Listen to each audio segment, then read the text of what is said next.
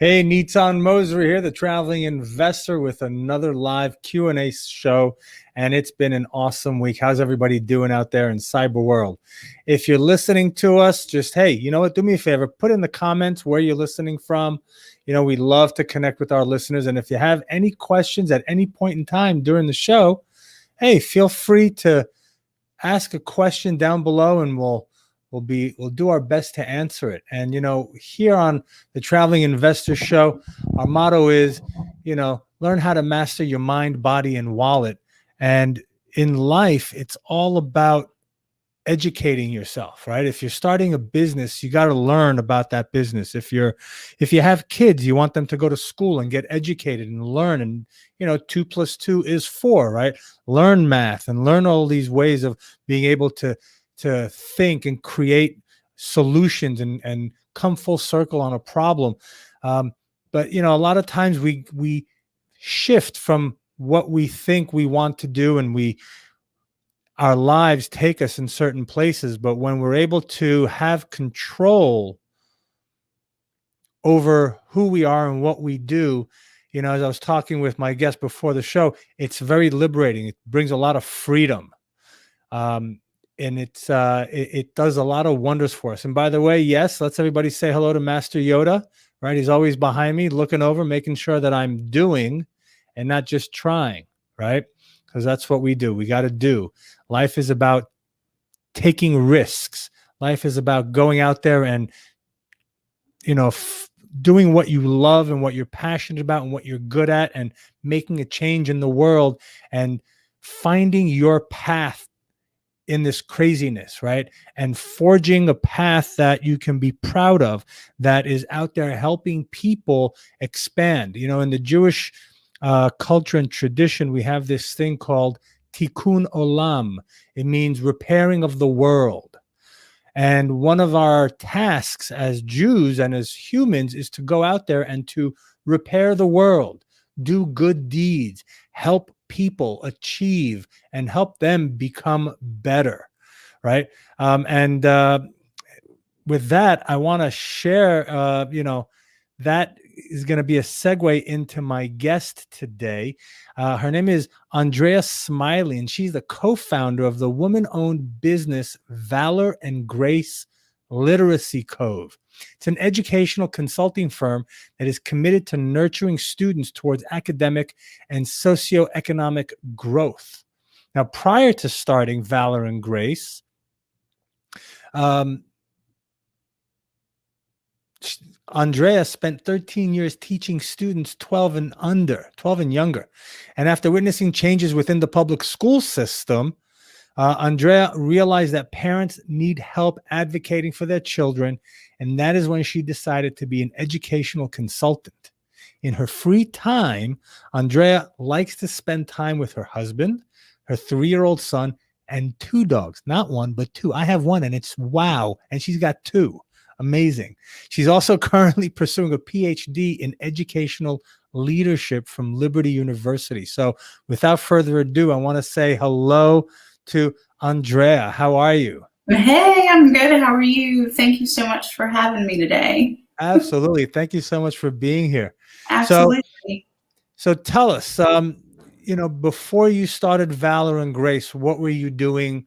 What was Aundrea? You know, who was she? Where was she going? Sure. Well, I guess for a long time, I have always been an educator. I think you said in the intro, for the last, I guess, 14 years now. I taught in the classroom, outside of the classroom. So education has always been kind of the way that I've been going. And then, of course, we know March 13th, 2020, that changed for a lot of people, a lot of educators, a lot of parents, a lot of students. That was all completely different. So that is kind of where Valor and Grace started. However, I have always really worked with students and given them supplemental instruction, like tutoring throughout the years. But this time I was like, it's time to just really do this thing. We're going to do it. And I started, working with some kiddos virtually. And then it just kind of grew from there. And I said, okay, actually a friend said, why don't you open a place? And I said, what? I'm not, I can't do that. What? Open a place? And so I did. I opened a place, a full service learning center here in the town where we live. And I now see students both in person and virtually. And I offer supplemental instruction in reading and in math. And I work with their parents and their teachers as well to advocate for our students and make sure that they have everything they need when it comes to being successful in their education and also in their social emotional learning. That's awesome. So you've always been driven to educate, right? This was always something that was a passion in your life, or was it something that you kind of fell into and said, oh, I like that? It was one of those things. 13 years is a long time, 14 years is a long time, right? But I actually went to undergrad school for sports management, sports marketing, and business. So no, I at first was not at all going to be an educator. And I think I started an internship at the YMCA. And that is how I kind of segued into working with children as a part of that, right? They're there.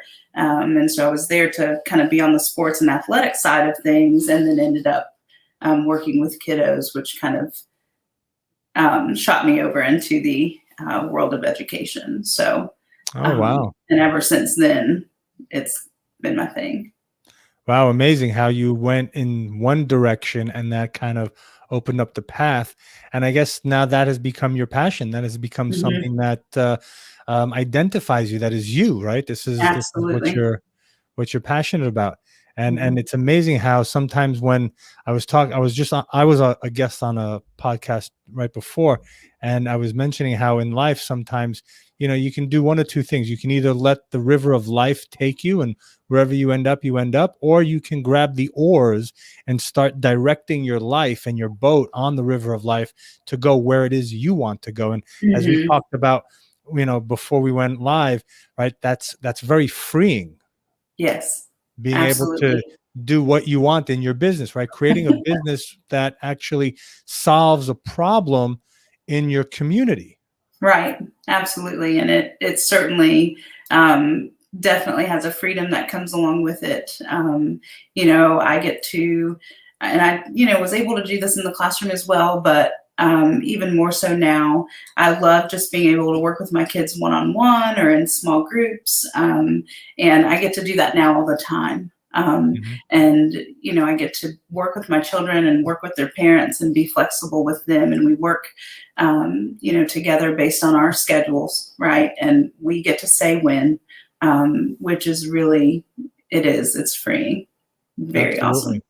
Absolutely. It's amazing when you're an educator and you help someone, you help a student, and you see the light go off in their eyes of wow, I finally understood this. Yes, I can do it. Right. It adds a warm, fuzzy feeling into your little belly. Right. It's a wonderful thing. It really is for everybody involved, for the student and for the parent and for me. And I'm not sure that there's an educator out there that would say anything different when we see that, the children that we've been working with and working for whatever period of time, gets exactly, what we are teaching them. It is just, oh, the light bulb went off. Yay. Like a little mini celebration happens. So it is just been a really great journey thus far. And I can't wait to, continue and keep it going and keep it growing. So. That's fantastic. Well, we got a couple of people saying hello. Dr. Konis, good afternoon to you. Caesar, thank you for watching from Connecticut. And Wisdom Real Estate says, educators are the best. Thank you for helping our children. Absolutely. Yeah, the educators, they're the ones that need to be paid the athlete's salary for what they do, right? You guys are the ones that are guiding our children. I mean, think about it. I have two daughters, right? And they go to school. They're there for 8 hours a day. Mm-hmm. They're there with people that we are entrusting to educate, to open their minds, to help them figure out who they are, what their place is on this planet, right? And when they come home, we have a very short time as parents to be with our kids. Mm-hmm. Our educators are the ones that really spend a lot of time and know our children back, really, really well. So, I think we've got it a little bit backwards in the whole system here, right? The educators need to be put up on the pedestals and be showered with love and everything. I see I was on your website as well, Valor and Grace, and I see Sure. that you have a blog as well. And I want to read something from it that I really liked. It says, "Welcome to the blog section of the site. I chose to blog because writing brings things to life. When you are setting a goal or dreaming something up, when you get it in print, it becomes real. On the other hand, if you're going through something and needing to let it go, writing allows one to leave the words all on the page. It is my hope that my words and my experiences educate, inspire, and uplift those who read them." And that is so true. As we walk through life, right? First of all, not many people teach us about setting goals. Mm-hmm. I was never taught in college, in high school, in anywhere how to actually set goals. I was never told, "Hey, write something down, then it'll happen." Right? These are things that I learned on my own, growing and manifesting. So right there, that's awesome, and to share that with people is it's awesome. And I think the way you put it here, when you're setting a goal or dreaming something up, or even if you want to let something go that you've had a problem with or you've had issues with. I've done both. I've written my goals down, and I've written letters, just shedding my emotions and then burning it or throwing it away. Absolutely. Yeah, I was going to say, you get to choose, right? That's the beauty for me in writing anyway. And I encourage my students to do the same is, if you have something, just like I wrote there, that you want to accomplish, that you want to do, even if it's, years on down the road, write it down, right? Make it plain right there in front of you. And that way you have this constant reminder of what you're setting out to do. And as long as you're looking at it, you're conscious of it and you're going to work towards that, right? And as far as goals go. Now, if it's something that you're trying to let go of, like you said, you want to just burn it or throw it away, you can rip it up into a ton of, different pieces and just let it go, throw it away. It's on the page, you left it there, it's done. And so that's the beauty in writing, is that you get to, decide which direction it's going to go. So. Absolutely. It's amazing. Sometimes when I get upset and I want to write something or tell somebody off, and I'll type it or I'll text it, I'll write it all out. I'll take a deep breath. I'll delete it. I was going to say, and then delete it. And I'll delete it because obviously that's not what I want to send. And then I'll write something that's a little calmer, a little with cool-headedness, right? It's definitely a channel, a way of channeling that energy out. And it comes back to control, right? When you have control over your emotions, over the things that you do, over your business, right? It truly is a freedom that separates you from everybody else. You're in control. You're in control of your emotional destiny. You're in control of your financial destiny. Absolutely. Absolutely. And, that control, I say, isn't all up to me, right? There's some other underlying things that fall in there. And it is definitely something that comes, with much practice and much discipline. Because I think, Nitzan, we were talking right before this too, like in all that, being able to have that freedom and being able to say when and all of that, you're still going to make mistakes, right? And so while it's nice to have a certain level of control, for sure. And you have to have a certain level of control over your mindset and the way that you see things and the way that you think. But there also has to be room to know that like mistakes are going to happen, and the control to know that that is okay if we're speaking in terms of control, right? I don't like to give it all to myself, right? There's obviously somebody bigger and better than me that has the most control, but you know, it's just a good flexibility and a good just not feeling like under the thumb, right? If you will. Oh, absolutely. And we also talked about the mindset and it being all about the mindset from the beginning, right?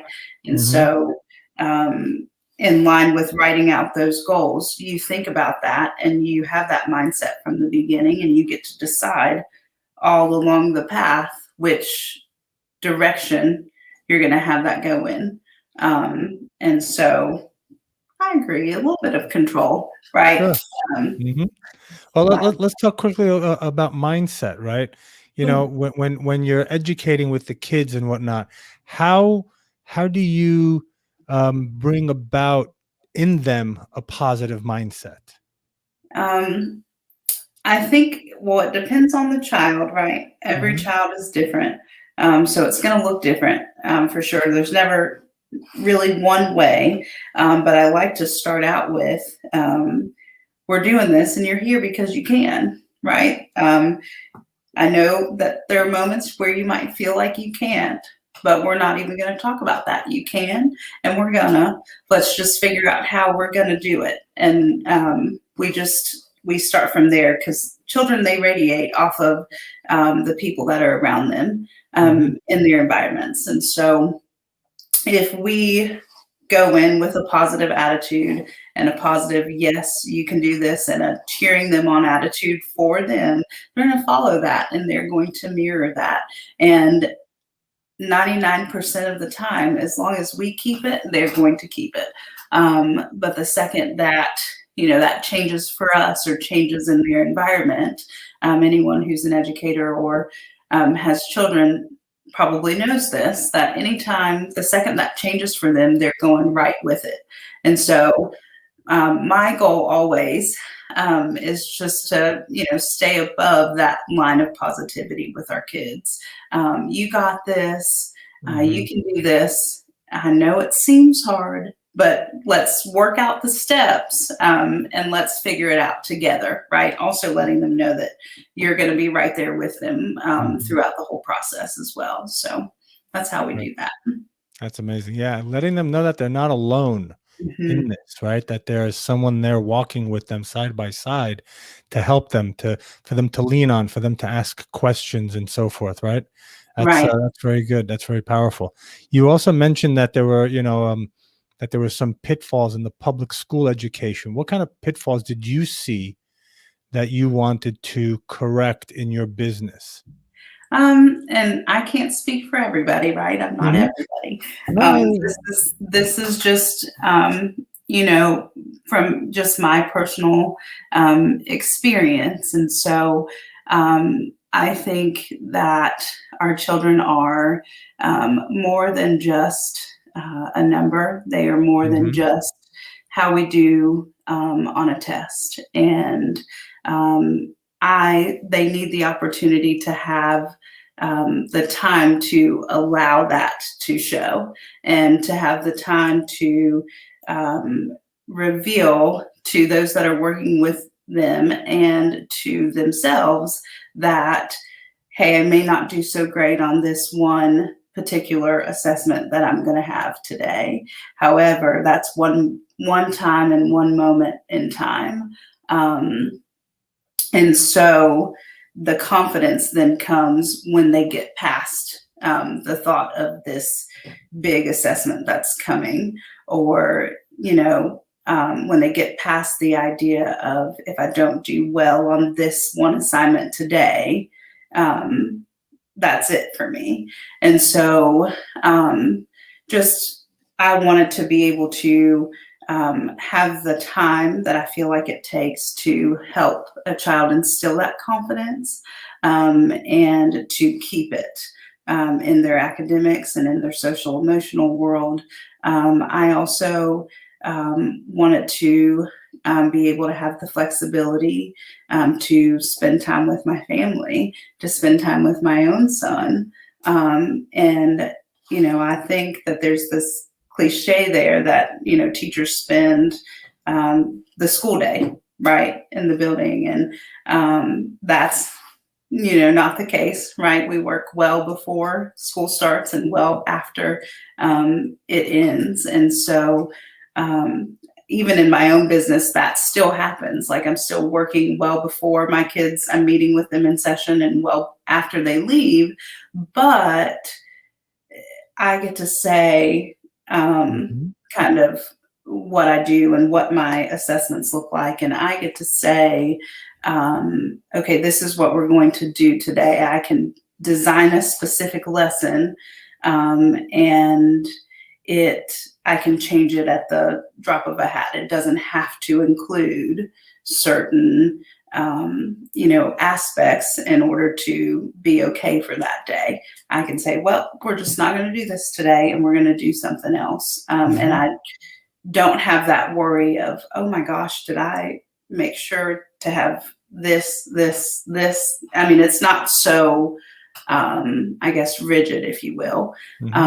But, and I don't really know that I would call those pitfalls, because in some instances that kind of thing is a good thing.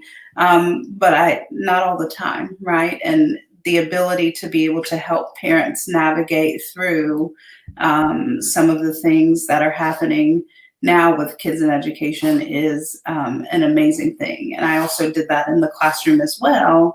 I just have more freedom to do it now than I did then. That's beautiful. That's beautiful. How has owning your business changed your life? Well, we are going into, I guess March of 2020. So a little over a year and then about 4 months in the brick and mortar. So I would say that it's just, I'm a lot less stressed. I'm a whole lot less stressed. And my husband and I, we continue to talk about that, all the time, is that I have the ability to do all of the things that I love, educate my clients, and then spend time with him, spend time with my son. And I think you and I talked about this before. I am kind of in charge of the successes and the failures, right? And so there's a lot less of feeling like a failure. There is a lot less of, just time that I feel like I have to be doing a certain thing at a certain moment. So there's that freedom that we talked about.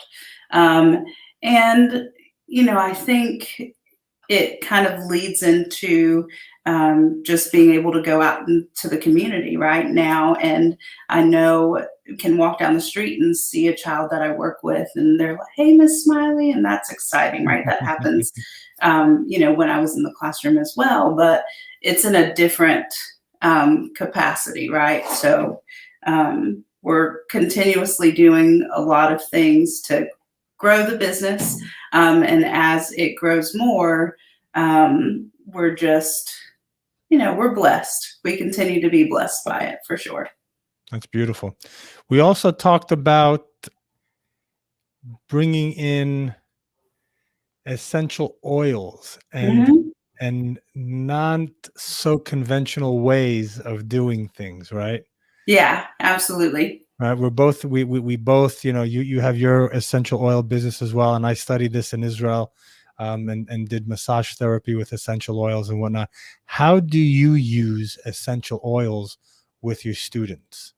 So, like we talked about, there's so many different ways to use them to promote focus, to promote healthy energy. And so I have diffusers all through my learning center, and I diffuse Kid Power. That's one of my favorites, and it promotes focus and just good energy for the kids, and a lot of them, they love it. They're like, Miss Smiley, you have kid power going today.